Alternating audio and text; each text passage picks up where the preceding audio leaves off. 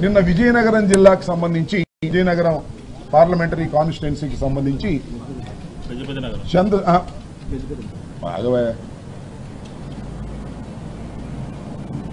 విజయనగరం పార్లమెంటుకు సంబంధించి మన చంద్రశేఖర్ మాజీ ఎంపీ ఆయన ఒక అన్యూజువల్ థింగ్ని చూశారు.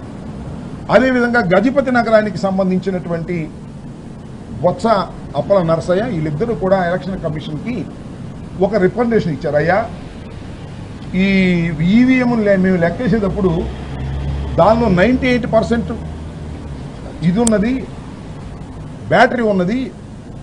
ఒకసారి ఉదయం నుంచి సాయంత్రం దాకా ఆ ఈవీఎంను ఉపయోగించిన తర్వాత దాన్ని తీసుకెళ్ళి సుమారుగా ఒక నెల రోజులో 15 రోజుల్లో 20 రోజుల్లో మీరు గోడౌన్లో పెట్టిన తర్వాత అది లెక్కేయడానికి తీసుకున్నప్పుడు 99% ఎందుకు ఉంటుంది? ఇది ఏదో అన్యూజువల్గా ఉంది, దీని మీద మీరు క్లియర్ చేయండి అని చెప్పి డబ్బు కట్టి ఒక అప్లికేషన్ పెడితే నిన్న ఒక పెద్ద తతంగం చేశారు అక్కడ ఉన్నటువంటి ఎన్నికల కమిషన్కి సంబంధించిన వాళ్ళు.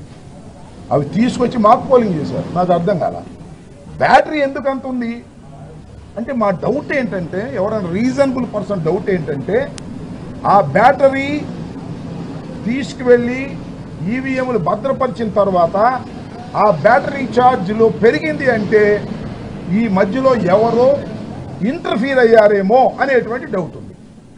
ఇంటర్ఫీర్ చేయాల్సింది ఎవరు? Election commission. దానికి బ్యాటరీ గురించి మీరు క్లియర్ చేయమంటే మాక్ పోలింగ్ పెట్టి క్లియర్ చేసేటటువంటి పరిస్థితి చేస్తున్నారు. That is not our doubt. Mock polling అంతకుముందు కూడా ఎన్నికల్లో పెట్టారు. ఇవాళ ఒంగోలులో కూడా అదే పరిస్థితి. వీవీప్యాట్లకి మీకు ఒక విషయాన్ని ఇక్కడ చెప్తాను. ఈ వీవీప్యాట్లు అనేవి ఎక్కడి నుంచి ఉంటాయి? ఖచ్చితంగా ప్రస్తుత ముఖ్యమంత్రి నారా చంద్రబాబు నాయుడు గారు ఈవీఎంలు ట్యాంపర్ చేస్తారు, చేసే అవకాశం ఉంది కాబట్టి ఈవీఎంలు పనికిరావని పెద్ద ఉద్యమం చేశారు. మీకు గుర్తుండే ఉంటుంది. దేశవ్యాప్తంగా తిరిగారు.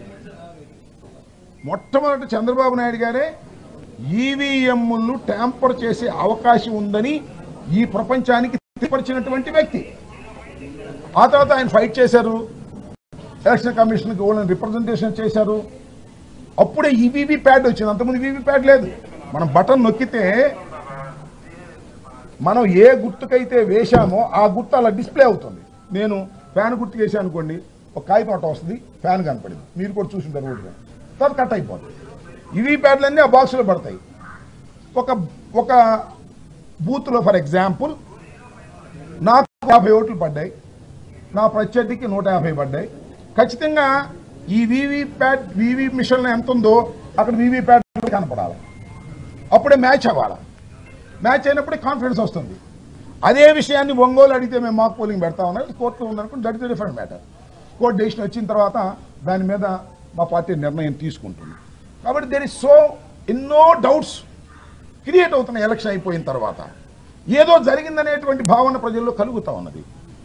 ఈ ఏదో జరిగిందనే భావన కలుగుతున్నటువంటి ప్రజల్ని, లేదా వివిధ సంఘాలని, లేదా వివిధ పార్టీలని, వాటన్నిటికీ సమాధానం చెప్పవలసినటువంటి బాధ్యత ఎలక్షన్ కమిషన్కు ఉంది. ఆ బాధ్యతను సక్రమంగా నిర్వర్తించకపోతే, ఆ డౌట్స్ అన్ని తీర్చకపోతే ఏదో జరిగిందనేటువంటి ప్రమాదం, ప్రజాస్వామ్యానికి ప్రమాదం వచ్చిందనేటువంటి భావన కలిగేటువంటి అవకాశం ఉంది. అందువల్ల మేము వారికి రిప్రజెంటేషన్ ఇచ్చాం. వీటన్నిటి మీద ఫామ్ 20 ఎందుకు ఇంతవరకు ప్రకటించలేదు? ఎప్పుడైనా మీరు చూడండి, ఎన్నో ఎన్నికలు జరిగాయి భారతదేశంలో, ఎప్పుడూ కూడా ఫైనల్ ఫిగర్స్ ప్రకటించడానికి ఇంత సమయం తీసుకోలేదనేది మా అభిప్రాయం. ఈ రోజు కూడా ఫైనల్ ఫిగర్ చెప్పేటటువంటి పరిస్థితుల్లో లేరు అంటే ఏదో జరిగిందేమో అనేటువంటి భావన కలుగుతా ఉన్నది. ఇలాంటి అనుమానాలను నివృత్తి చేయవలసినటువంటి బాధ్యత ఎన్నికల కమిషన్కు ఉంది. కాబట్టి రిటర్న్గా వైఎస్ఆర్ కాంగ్రెస్ పార్టీ తరపున మేము ఈ రిప్రజెంటేషన్ వారికి, ఎన్నికల కమిషన్ వారికి ఇవ్వటం జరిగింది. త్వరలోనే వీటన్నిటినీ కూడా నివృత్తి చేస్తారనేటువంటి భావన మాకున్నదని మేము అనుకుంటున్నాం. వారు చేయకపోతే ప్రజాస్వామ్యం ప్రమాదంలో పడిందనేటువంటి భావన దేశవ్యాప్తంగా వచ్చేటటువంటి అవకాశం ఉన్నది. దాన్ని నివృత్తి చేయవలసిందిగా వారిని కోరటం జరిగింది. అదే విషయాలని మీకు కూడా, మీ ద్వారా ప్రజలకు కూడా చెప్పేటటువంటి ప్రయత్నం చేస్తున్నాం. ఇంకొక విషయాన్ని కూడా చెప్పాలి.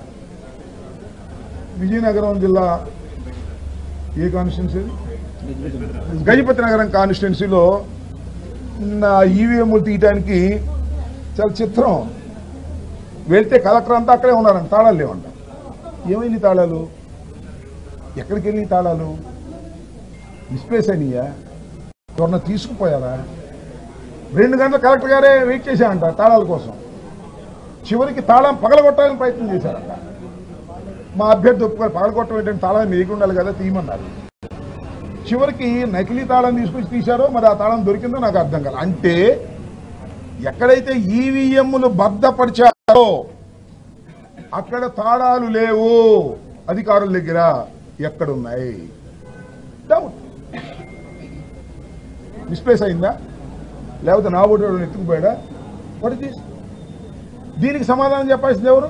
ఎలక్షన్ కమిషన్, ఇండిపెండెంట్ అథారిటీ, రాజ్యాంగ వ్యవస్థ, అకౌంటబిలిటీ ఉన్నటువంటి ఎన్నికల కమిషన్ దీనికి సమాధానం చెప్పవలసినటువంటి అవసరం ఉన్నది.